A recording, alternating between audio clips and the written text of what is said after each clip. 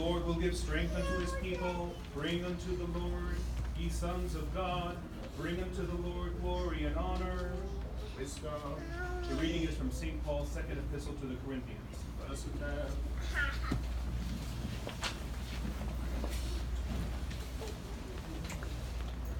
Brethren, since we are fellow workers, we entreat you also not to receive the grace of God in vain. For he says, at an acceptable season I hearkened unto thee, and in a day of salvation I helped thee. Behold, now is the acceptable season. Behold, now is the day of salvation. Giving no occasion of stumbling in anything, that the ministry is not blamed, but in everything commending ourselves, as ministers of God, in much patience, in afflictions, in necessities, in distress, in stripes, in imprisonments, in tumults, in labors, in vigils, in fasts, in purity, in knowledge, in long-suffering, in kindness, in the Holy Spirit, in love unfeigned, in the word of truth, in the power of God, by the weapons of righteousness on the right hand and on the left, by glory and dishonor, by evil report and good report, as deceivers, and yet true, as unknown and yet well known, as dying and behold we live, as chastened and not killed, as sorrowful yet always rejoicing, as poor yet making many rich, as having nothing and yet possessing all things. Peace be to thee that readeth.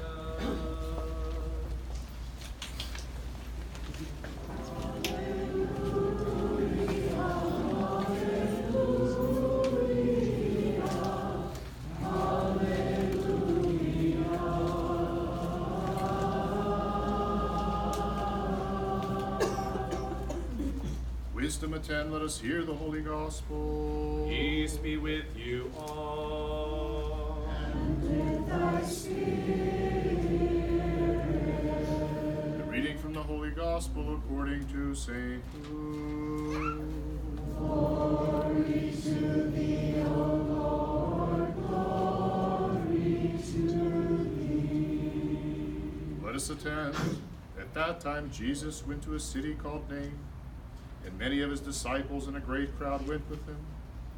As he drew near to the gate of the city, behold, a man who had died was being carried out, the only son of his mother, and she was a widow, and a large crowd from the city was with her. And when the Lord saw her, he had compassion on her and said to her, Do not weep.